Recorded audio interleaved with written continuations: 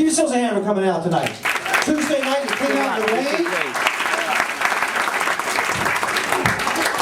Now you're going to see some of our graduating stand-up university students who are coming on stage for the first time in their lives. And then I'll tell you when we have a pro coming up who helps to teach the class. And let's just laugh and forget about whatever's bothering us during the week. Okay? All right. Now we are really behind a very funny lady coming on stage for the first time in her life. Let's welcome Kelly Sisco. Come on, give her a hand, Kelly Sisco.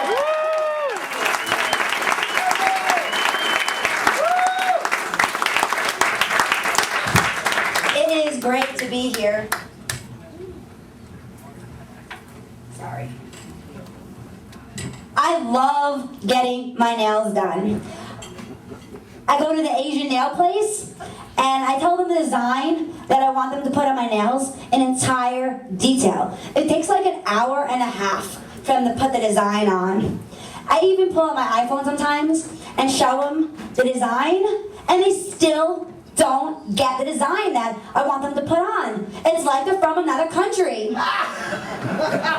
Recently I went on a date and during the entire date, the guy would not take out his earbuds. It was so annoying. I was trying to have a conversation with him, but he wouldn't take them out. Then finally, when the dessert came, he took the earbuds out, and I said, this would be a perfect chance for me to finally have, that conversation.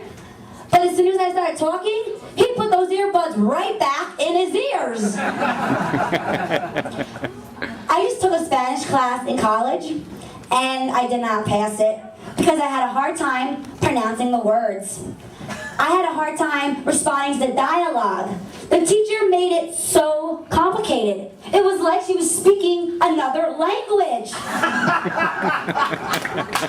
Don't you hate it when people tell you to call them constantly, call me, and they never call you back? Why do they bother saying they'll call me? I really hate it when it's my own mother who doesn't call me. I used to own a gift and consignment shop. I owned it for about 4 years. It was a good part of my life, but people kept bringing me in things. So many things that they thought were valuable and worth money. And when people brought their stuff into me, they asked, do you have any extra place to put my stuff? I said, yeah, I have some space in the back. They asked, in the storage room? No, I said, in the dumpster.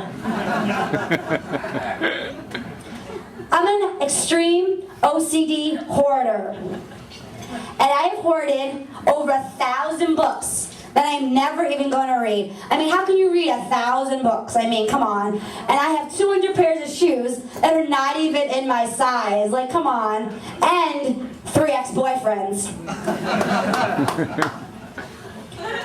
Anyone ever go on eHarmony? Well, I recently went on eHarmony to find a guy, and eHarmony claims that it's the best way to find the most compatible match. And it's a site where you have to fill out 3 long pages about yourself. And I went on, got no results. No results. I was like shocked. So I went back and I filled out different answers to get a guy from any place in the whole world. No guy in the whole world is compatible for me. So then I went back once again and I changed where I wrote about myself, where I wrote that I am adorable, sweet, and classy. But I made a mistake. Instead of writing classy, I wrote gassy. My dad loves to call me his traveling companion. And for me, that means I have to carry his bags around, look for the cell phone that he thinks went missing. I have to read his emails, do all this busy work for my father. But it's not that bad until we're in public and people see me messing up. I can't even do the things right. I have trouble doing these basic things right. So when we're in public, he has to make an excuse for me, and he tells them that it's okay, she's from another country.